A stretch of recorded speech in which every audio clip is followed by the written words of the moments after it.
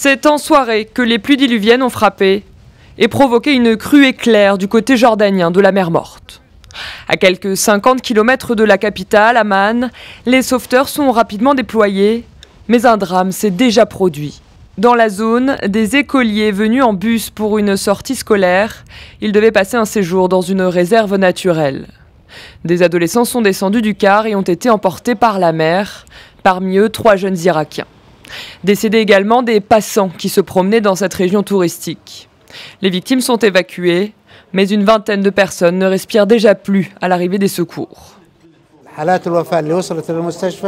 Tous ceux qui sont morts sont arrivés à l'hôpital n'émettant aucun signe de vie. Personne n'est mort à l'hôpital.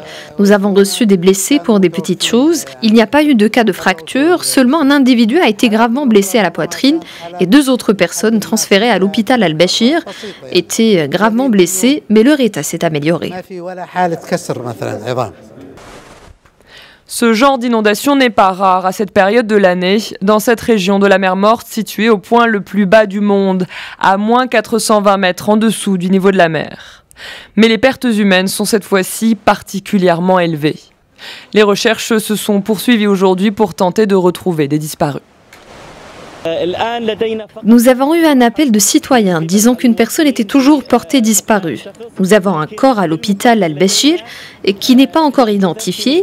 Alors si la victime est identifiée par les familles, la tâche des sauveteurs est terminée, mais en attendant, nous continuons les recherches.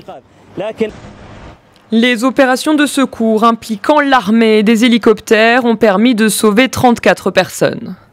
Face à cette tragédie, le roi Abdallah II de Jordanie a annulé une visite prévue ce vendredi à Bahreïn afin de suivre la situation.